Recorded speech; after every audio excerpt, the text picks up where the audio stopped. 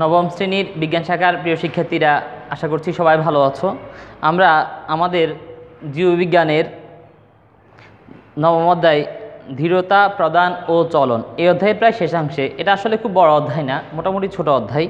তো শেষাংশে এখানে অস্থি সংক্রান্ত দুটো রোগের নাম দেয়া আছে। দেখো, আমি বোর্ডে আগে থেকে তোমাদের জন্য লিখে রেখেছিলাম। অস্থি সংক্রান্ত রোগ দুইটা রোগ, এক অস্টিওপোরোসিস, দুই রিউমাটয়েড আর্থ্রাইটিস, যেটাকে আমরা গেটে বাত বলি। তো দেখো, আসলে কোনো একটা রোগ সম্পর্কে আমাদের যে জিনিসগুলো জানা লাগে, প্রথমত যে রোগটা হলো এই রোগটার কারণ কি, কি লক্ষণ দেখলে আমরা বুঝতে পারবো যে কোনো ব্যক্তির এই রোগ হয়েছে।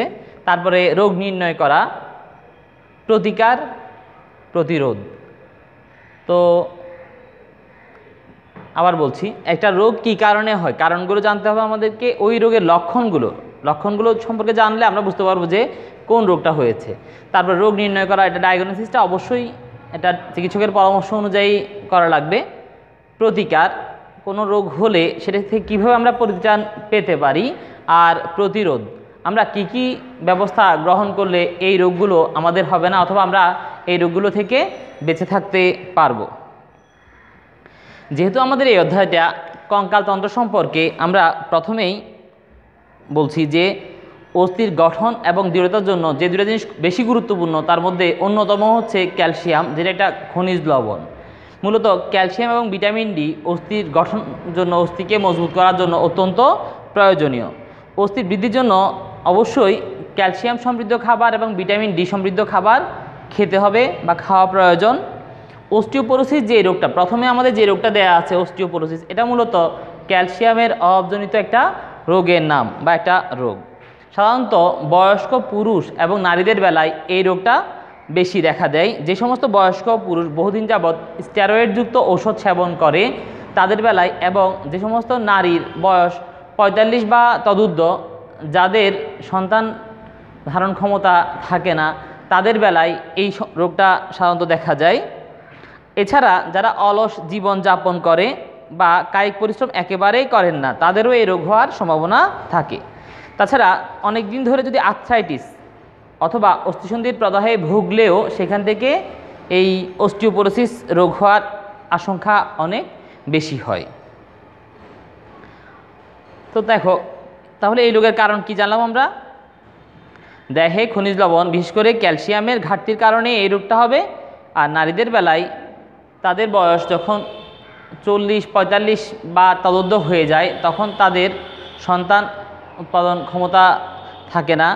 তো ওই অবস্থায় তাদের অস্থির ঘনত্ব এবং পুরুত্ব কমতে থাকে, তখনই আমরা এটাকে অস্টিওপোরোসিস বলে ধরে নিই এই রোগটাকে। দেখো, লক্ষণ কি, আমরা কি লক্ষণ দেখলে বুঝতে পারবো যে কোনো একজন ব্যক্তির অস্টিওপোরোসিস হয়েছে। প্রথমত, অস্থি ভঙ্গুর হয়ে যাবে, অস্থির ঘনত্ব কমতে থাকবে। তারপরে পেশি শক্তি কমতে থাকবে। আমরা তো জানি যে অস্থি আর পেশি একসাথে সংলগ্ন থাকে, যে কারণে আমরা অঙ্গগুলোকে সঞ্চালন করতে পারি। তারপরে পিঠের পেছনের দিকে ব্যথা অনুভব হবে। যার এই ধরনের রোগ থাকবে তার পিঠের পেছনের দিকে কি হবে, ব্যথা অনুভব হবে। অস্থিতে ব্যথা অনুভব হয়।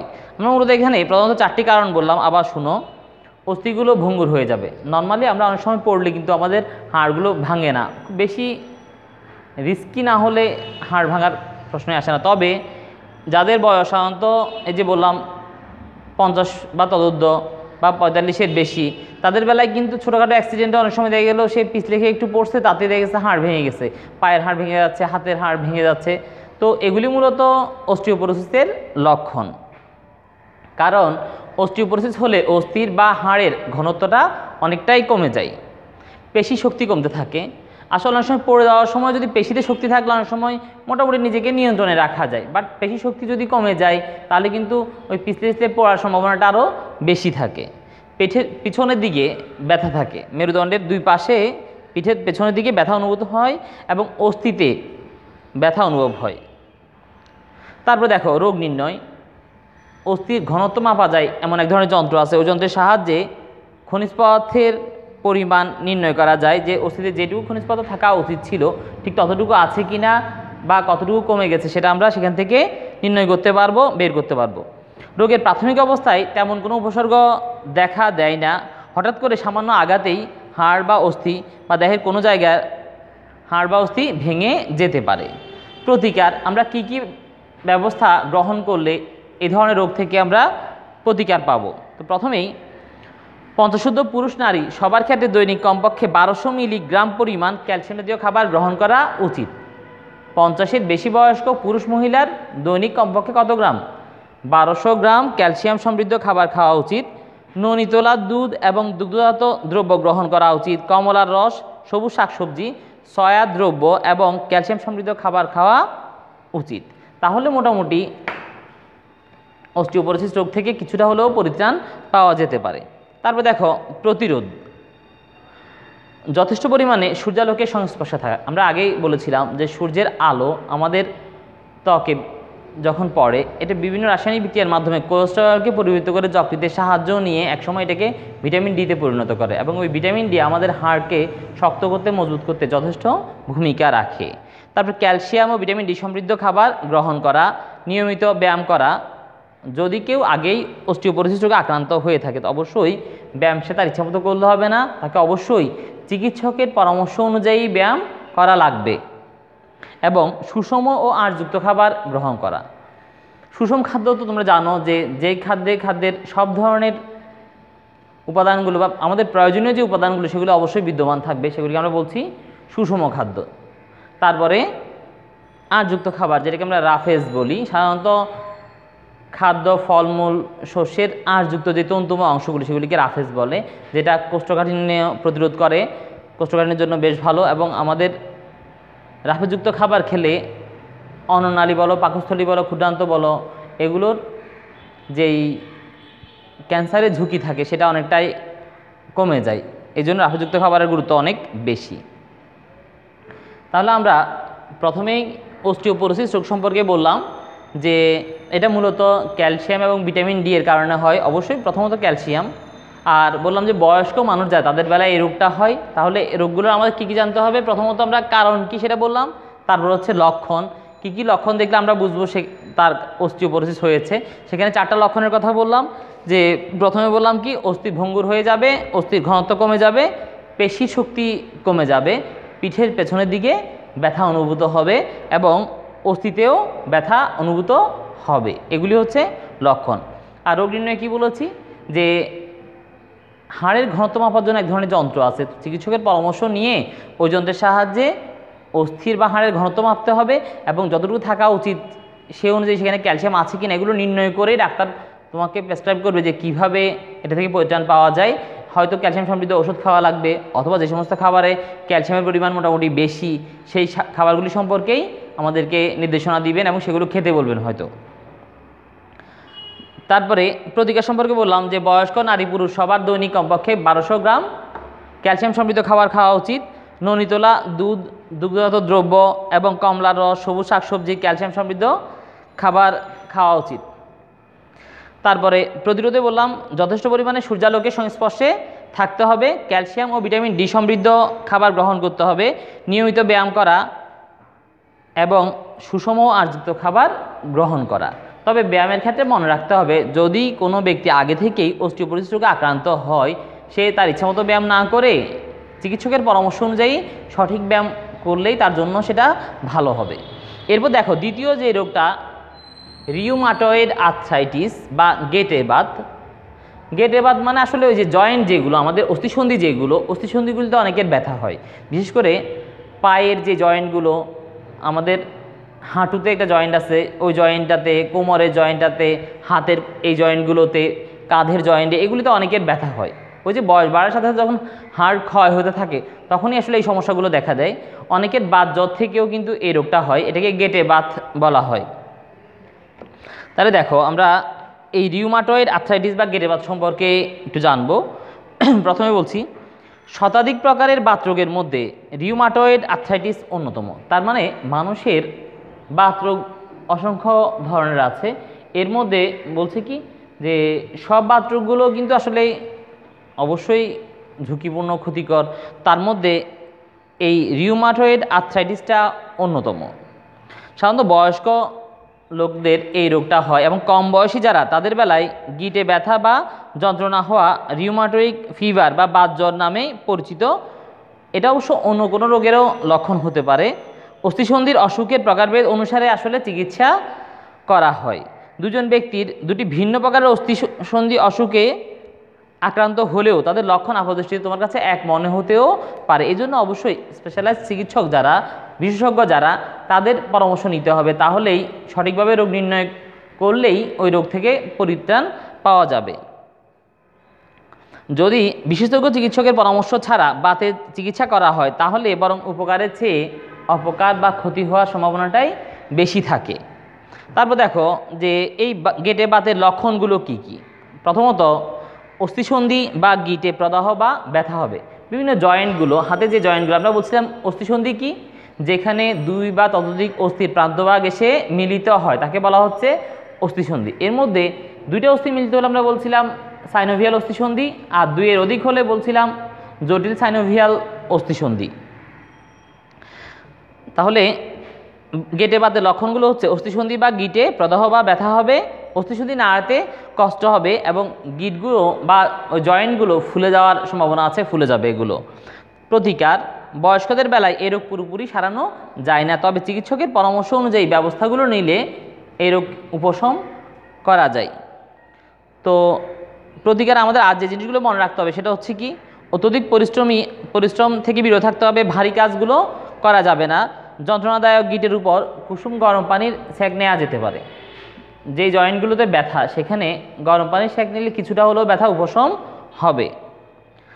এটা মূলত আসলে ওই জয়েন্টগুলোতে যেই চর্বি টাইপসের পদার্থগুলো জমে তার কারণেই মূলত ব্যথাটা বেশি হয়। তো গরম পানি দিলে কি হবে, ওই চর্বিটা কিছুটা হলেও গলে যাবে, ফলে ব্যথাটা কিছুটা উপশম হবে এবং সে স্বাভাবিক বোধ করবে, হাত নাড়াচাড়া করতে পারবে বা যে জয়েন্টটাতে সমস্যা কিছুটা হলেও ভালো বোধ করবে।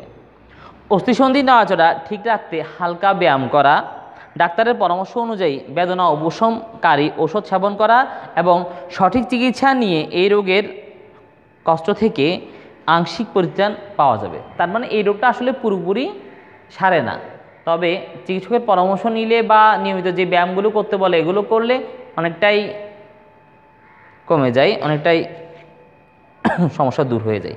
তারপর দেখো প্রতিরোধ কি, চিকিৎসক নির্দেশিত পদ্ধতিতে নিয়মিত ব্যায়াম করা, সুষম ও আঁশযুক্ত খাবার গ্রহণ করা। আসলে আমরা যদি স্বাস্থ্যবিধি মেনে চলি এবং খাবার দাবারগুলো যদি একজন পুষ্টিবিদের পরামর্শ অনুযায়ী গ্রহণ করি তাহলে অবশ্যই আমরা এই ধরনের সমস্যাগুলো থেকে সবসময় বেঁচে থাকতে পারবো।